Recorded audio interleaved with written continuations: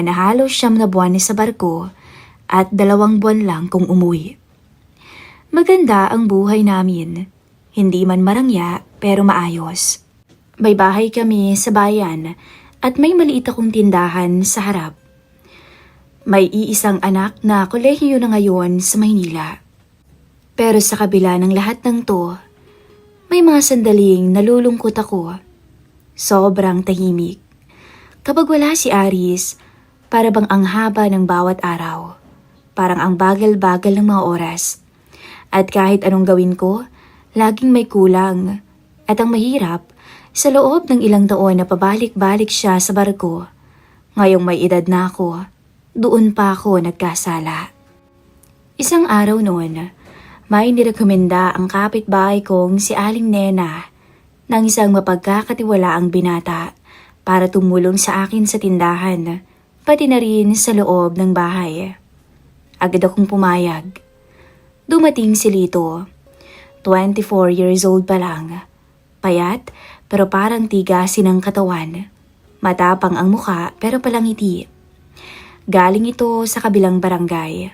Kakatapos lang daw niyang tumigil sa pagtatrabaho sa palengke bilang kargador, kaya sanay na sanay ito sa mamabigat na trabaho. Magandang umaga po, Ma'am Lorena. Magalang niyang bati nung una kaming nagkita. Lorena na lang, huwag mo na akong tawaging ma'am.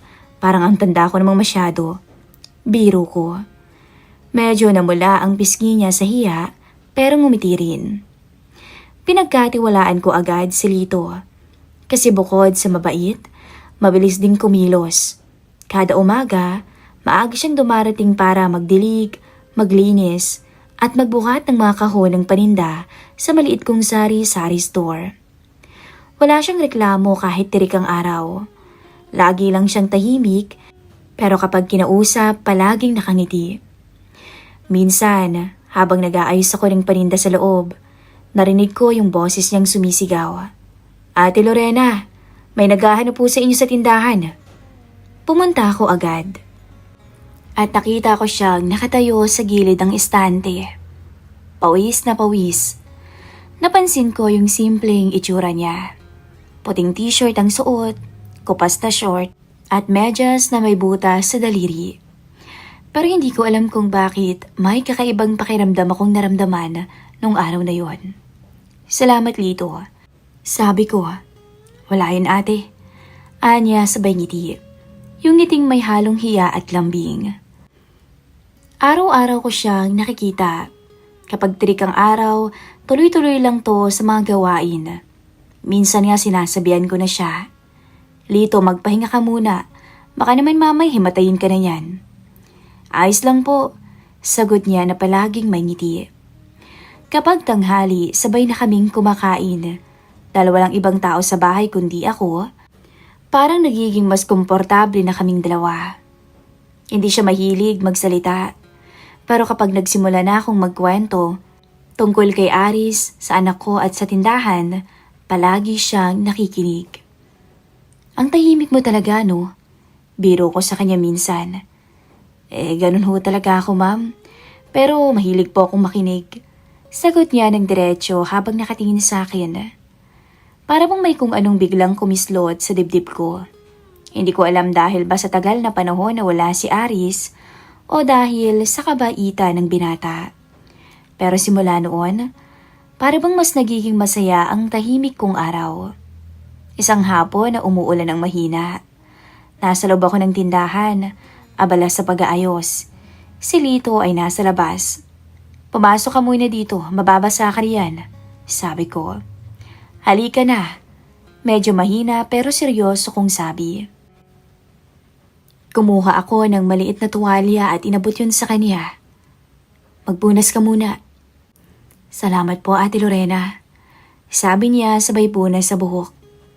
Napansin ko ang amoy niya. Amoy pawis.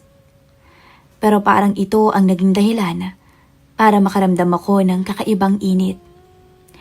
Tahimik kaming dalawa habang pumapatak ang ulan sa labas. Ramdam ko ang lamig ng hangin sa loob ng tindahan. Nung araw na iyon, hindi ko maipaliwanag kung bakit parang mas matagal ang bawat segundo. Parang biglang naging mabagal ang paligid. Ang dating simple lang na tulong ni Lito sa bahay ay nagiging isang bagay na inaabangan ko na tuwing umaga. Hindi ako bulag. Alam kong mas bata siya at ilang taon ang agwat namin. May asawa din ako, may anak. Alam kong mali kung hahayaan kong lumalim pa ang nararamdaman ko. Pero paano kung hindi ko ito kagustuhan? Paano kung kusa itong dumating? Minsan isang gabi, habang nakahiga ako, naiisip ko siya kung bakit parang hindi na ako masyadong excited kapag tumatawag si Aris mula sa barko. Dati-rati tuwing may tawag to, nanginginig pa ang kamay ko sa saya. Pero ngayon, parang normal lang. Maayos ka lang ba dyan, Len? Tanong ni Aris sa tawag. Maayos naman, busy sa tindahan. Palusot ko. Miss na kita. Oo nga eh. Pero habang kausap ko siya, ang naiisip ko ay ang ngiti ni Lito. Kaninang hapon, habang binubuhat niya ang kahon ng soft drinks, nakatitig lang ako sa kanya at nakakahiyamang aminin. Pero napapakagatlabi ako sa tuwing napapatitig ako sa kanya. Pagkalipas ng ilang araw, naging natural na sa amin ang mag-usap kahit simpleng kwentuhan lang. Lito, may girlfriend ka ba ngayon? Tanong ko minsan habang naguhugas ako ng pinagkainan naming dalawa. Wala po. Tsaka hindi pa naman ho ako nagmamadali. Sagot niya sabay kamot ang ulo. Bakit naman? Sa itsura kong to, baka wala naman pong magseryoso sa akin. Naku naman, bakit naman yun ang naiisip mo? Sabay kaming natawa sa sagot niyang iwan. Pero sa loob-loob ko, imposibleng walang magkagusto sa kanya. Dahil nandito ako. At alam ko sa sarili ko, may kakaibang init akong nararamdaman sa kanya.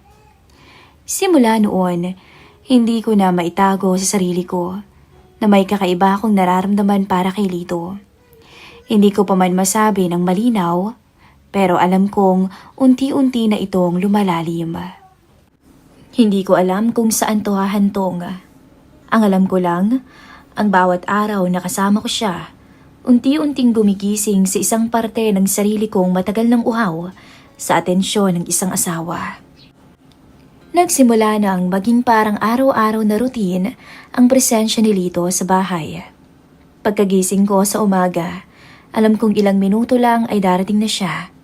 Magbubuhat ng kahon ng paninda at magwawalis ng bakuran. Kung dati ay simpleng tingin lang ang meron, ngayon ay mas may kuryenteng hindi ko maipaliwanag. Madalas, nadadatnan ko siyang nakaupo sa tapat ng tindahan pagkatapos ng trabaho. Pawisan pero nakangiti. Doon nagsisimula ang mga kwentuhan namin. Kwentuhan na unti-unting nagiging mas personal. Isang hapon, habang inaayos ko ang mga paninda, lumapit siya. Naka-t-shirt lang at short. Pawis pa mula sa pag-aayos ng mga kahon ng soft drinks. Ramdam ko ang lamig ng hangin, pero mas ramdam ko ang init ng katawan niya habang nakatayo sa likuran ko. Lito, ilagay mo nga itong soft drinks dyan sa may stante, sabi ko. Opo ate. Anya sabay lapit. Nang iabot ko yung bote, nagkadikit ang braso namin. Napatigil ako sandali. Parang lumapit pa siya ng bahagya. Hindi naman bastos pero alam kong may ibig sabihin. Habang nag-aayos siya, biniro niya ako ng pabulong. Halos dikit na ang mukha niya sa tenga ko. Alam niyo ate, ang tahimik niyong masyado. Napalingon ako. Medyo kinakabahan pero hindi ko na naitulak ang sarili ko palayo. Kasi, wala naman akong kasama dito sa bahay. Sinong kakausapin ko, aber? Sagot ko habang pilit kong pinapakalma ang sarili. Baka gusto niyo ng kausap? O naman kaya Kap? Medyo napatigil ako. Hindi yun ang tipikal na biro niya. Ngumiti siya pagkatapos noon. Yung pilyong ngiti na may halong tukso. Lito, Ano ba yung pinagsasabi mo? Pabirong sagot ko, pero hindi ko maitatangging may kakaibang kilig akong naramdaman. Mula noon, mas naging madalas ang mga ganong banat niya. Hindi bastos at hindi rin pilit. Para bang may laman ang bawat salitang binibitawan niya. Isang gabi, habang inaayos ko yung paninda, bumalik siya matapos niyang isara yung gate. Tahimik na noon dahil wala nang bumibili.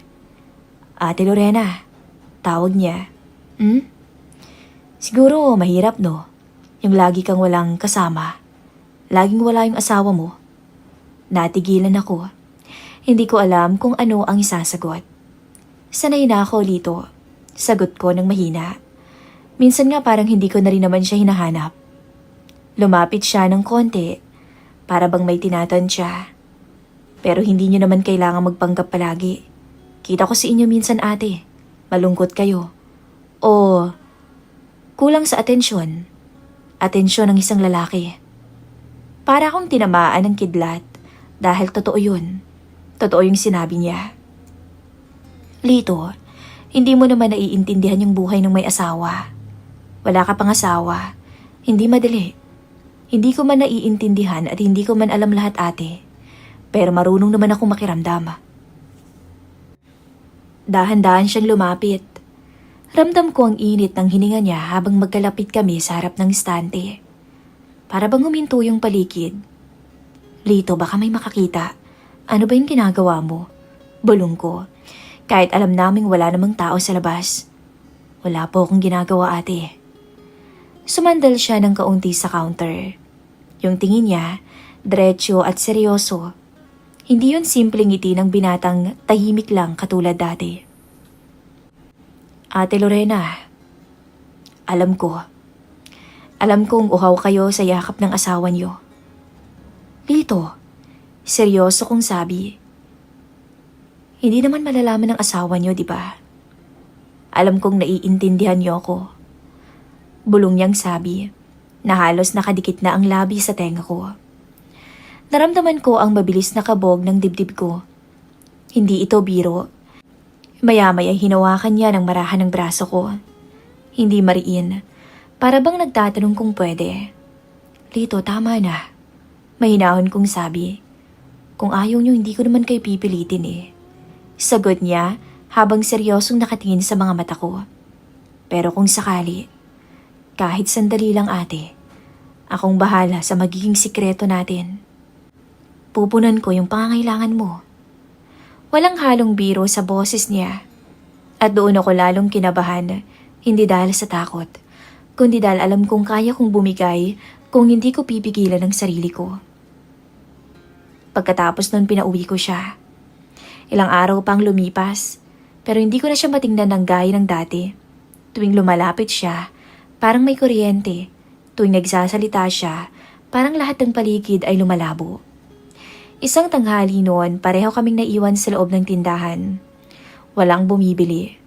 Nakatingin lang kami sa labas, pero mabigat ang hanging nakapaligid sa amin. Lito, mahinang tawag ko. Po, baka nakakalimot ka. Alam mong may asawa ko. Tumango siya, pero ngumiti. Yung ngiti na alam mong hindi na inosente. Alam ko naman yun ate. Kaya nga, tahimik lang ako eh. Pero wag niyo ring sabihing wala kayong nararamdaman.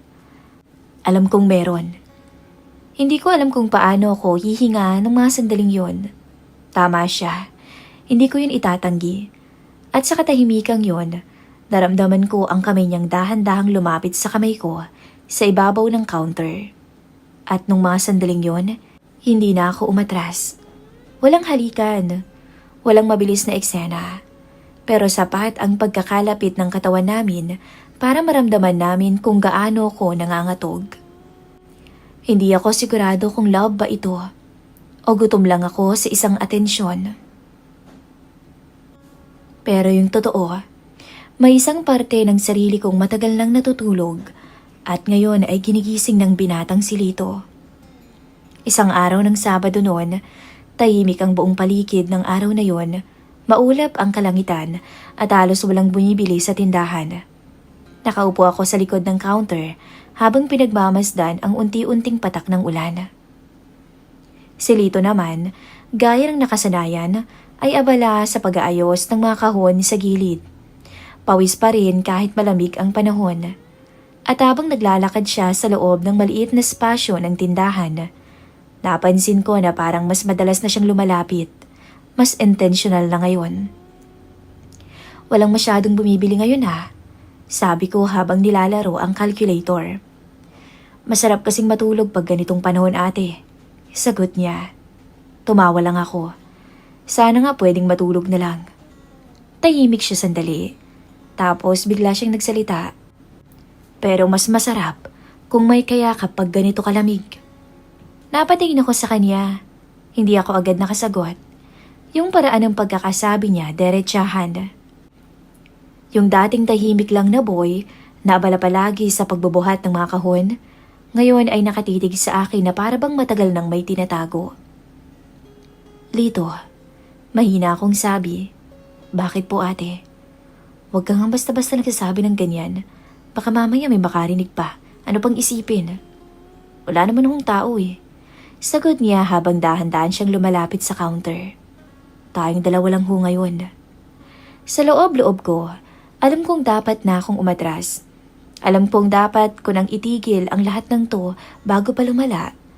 Pero habang nakikita ko siya, habang naririnig ko ang boses niyang mababa at kalmado, para bang may parating ng sarili kong hindi gustong tumakbo. Lumapit siya sa may gilid ng counter, kung saan ako nakaupo.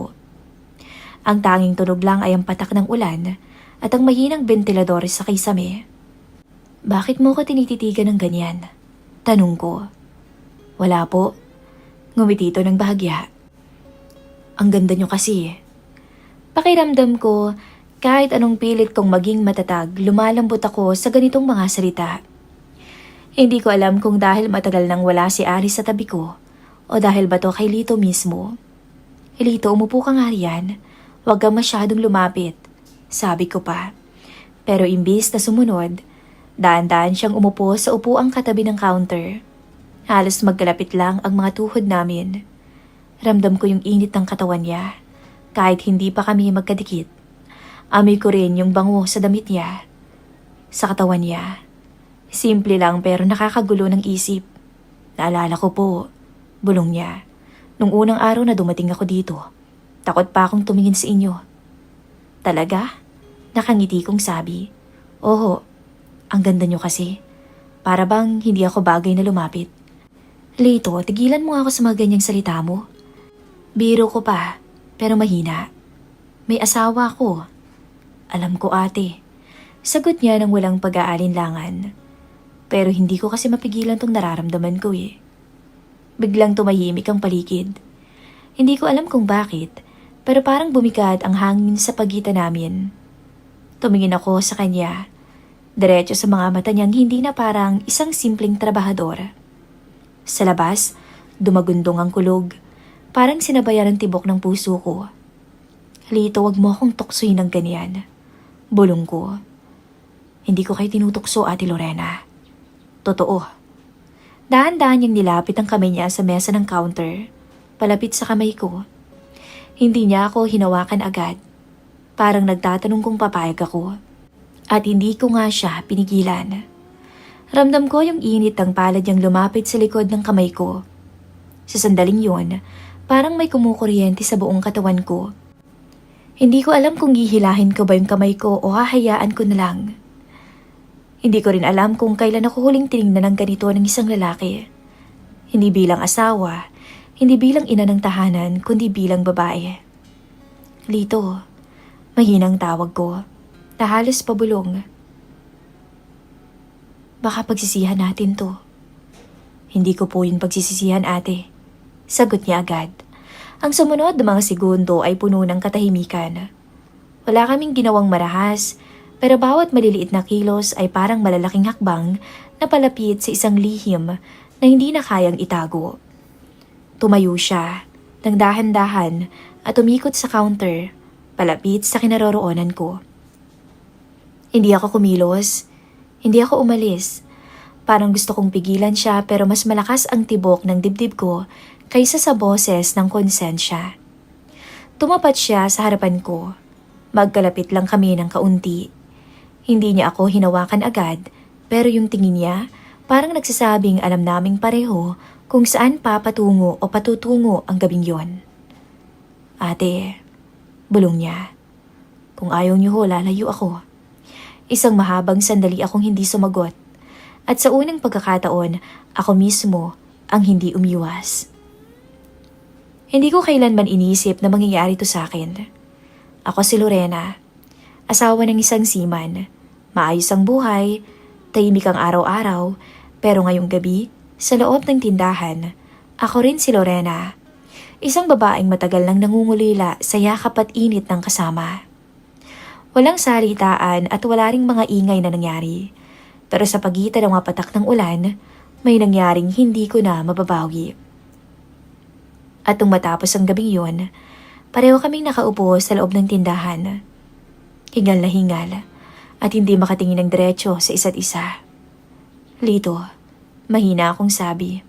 Po, wala kang sasabihin kahit kanino. Kahit kanino. Hindi ko po kayo papahamak, ate. Sagot niya ng seryoso. Kahit kailan. Ramdam ko pa rin ang bigat ng ginawa namin. Alam kong hindi ito tama. Pero sa isang banda ng puso ko, may isang parte ring ayaw nang bitawan ang sandaling yon. Kinabukasan, dumating si Lito gaya ng dati. Para bang walang nagbago. Nagwalis, nagbuhat ng mga kahon, nagsalansa ng kung ano-ano at nakangiti. Pero ngayon, alam naming pareho ang nangyari. Bawat tinginan at bawat mga ngiti, bawat tawanan, may tinatago na kaming sikreto. Lumipas pa ang mga araw. Si Lito ay nakaupo sa bangkong kahoy tabi ng counter. Nakayuko at pinaglalaroan ng takip ng bote ng soft drinks. Hindi na siya katulad ng dati. Wala na yung pilyong ngiti niya. Tahimik siya na para bang may hinihintay. Oh, ano nangyari sa'yo? Bakit ang tahimik mo yata? Tanong ko habang inaayos ang kuhon ng noodles sa gilid. Wala po, sagot niya na hindi pa rin tumitingin. Iniisip ko lang, uuwi na pala yung asawa mo. Parang may kung anong tumama sa dibdib ko nung marinig ko yun. Alam kong uuwi na si Aris. Tama siya. Alam kong dapat masaya ako, pero yung totoo, habang papalapit yung araw na yon, para bang may mabigat na nakapatong sa dibdib ko. Lito, may nahon kong sabi. Simula bukas, baka hindi ka na pwedeng maging madalas dito. Doon siya tumingin, diretso at seryoso, para bang batang biglang naiwan. Alam ko naman hong may hangganan eh. Sa mga araw pang lumipas, ramdam ko ang pag-iwas ko sa kanya. Kapag dumadating siya ng tanghali, abala ako sa kusina. Kapag gabi, hindi ko na siya sinasamahan sa counter. Ayoko nang madagdagan pa ang bigat sa puso ko. Pero kahit anong iwas ko, hindi siya umaatras.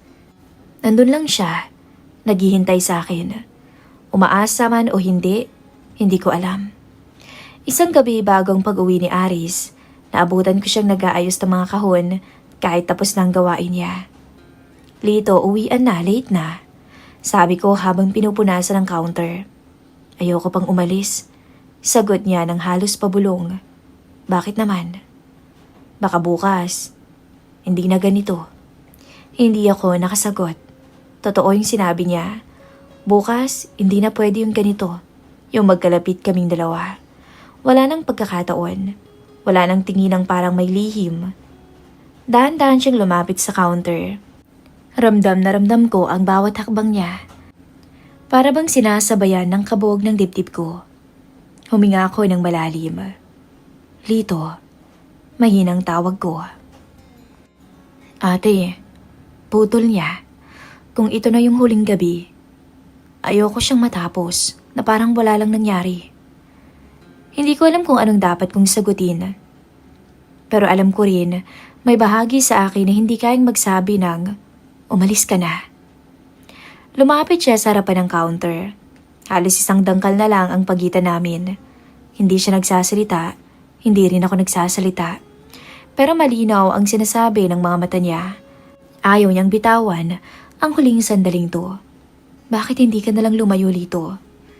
Mahina akong sabi. Kasi ayoko. Diretsong sagot niya. Ayokong lumayo na parang wala akong naramdaman. Ate, naging importante kayo sa akin. Dahan-dahan niyang nilapit ang kamay niya sa mesa, malapit sa kamay ko. Hindi niya ako agad hinawakan, para bang humihingi ulit ng pahintulot. Hindi ko naman siya tinaboy. Alam ko kasing mali to. Alam ko rin naman ate. Sagot niya. Hindi ako makatingin. Ramdam ko ang init ng katawan niya kahit hindi kami magkadikit. Sa dami ng gabi na nagkasama kami, ito yung pinakamatindi. Hindi dahil sa kilos, kundi dahil sa bigat ng alam naming pagtatapos. Tumayo siya at umikot sa counter. Parang bawat hakbang ay inukit sa hangin ang salitang, "Huli na to ate, pagbigyan mo na ako." Huminto siya sa harap ko. Nakatingin siya ng diretsyo. Hindi ko na binawi ang tingin ko. Sa unang pagkakataon, hindi ko inisip ang bukas. Hindi ko inisip si Aris. Hindi ko inisip ang kahihinatnan. Ang nasa isip ko lang, ang gabing to. Ang huling gabing magkasama kami ni Lito. Ate, bulong niya. Lito, mahina akong sagot. Ang bawat paglapit namin ay mabagal. Hindi kami nagmamadali. Para bang ninanamnam namin ang sandaling natitira sa aming dalawa. Para bang bawat hakbang, bawat tinga at bawat titig ay isang pagpapaalam. Matapos ang gabing yun, wala nang kailangang sabihin. Pareho naming alam. Tinapos na namin ang namamagitan sa aming dalawa. Lito, basag kong boses. Ipangako mong wala kang pagsasabihan na kahit sino. Huwag kang mag-alala ate, hindi ko kayo ipapahamak kahit kailan. Tumango ako. Hindi ko alam kung paano ko napigilan ang luhang gustong pumatak. Hindi dahil sa pagsisisi, kundi dahil alam kong hindi ko na to pwedeng ulitin. Alam ko sa sarili ko, Miss Love, naging importante sa akin si Lito. Kinabukasan, maaga siyang dumating. Tahimik kaming dalawa habang nag-aayos ng paninda. Hindi na kami nagbibiruan, hindi na nagingitian. Mararamdaman ang bigat sa pagitan naming dalawa. Hindi galit, hindi tampuhan, kundi katotohanan. Nung araw na dumating si Aris, masaya ang lahat. Tuwang-tuwa ang anak ko na umuwi pa galing ng Maynila. Masigla ang paligid. Ako, ngumingiti, pero sa likod ng ngiting yun, may lihim na walang sino man ang nakakaalam. Ilang araw pang lumipas, nagpaalam si Lito sa akin. At sa paglipas ng mga linggo, hindi ko na nakita si Lito sa tindahan. May nagsabi na pumunta raw to ng Maynila para magtrabaho. Hindi ko alam kung matutuwa ba ako o malulungkot. Siguro pareho. At minsan, kapag gabi na at tahimik ang paligid, nakaupo ako sa counter ng tindahan. Yung bahagi ng isip ko, nandun pa rin. Nandun kay Lito. Nakikita ko pa rin siyang tahimik na nakaupo sa counter ng tindahan ko. Habang pinaglalaroan ang takip ng soft drinks. At nakangiti na nakatingin sa akin. Hindi ko alam kung pag-ibig ba yon o isang lihim lang na tinago sa pagitan ng dalawang taong parehong may hinahanap. Pero ang mga gabing yon, ang huling gabing naming dalawa, iyon ang gabi na hindi ko kailanman makakalimutan. Hindi ko kailangan ng larawan para maalala. Dahil ang katahimikan ng gabi, sa tuwing mag-isa na lamang ako sa tindahan, ang nagsisilbing alaala sa akin ni Lito.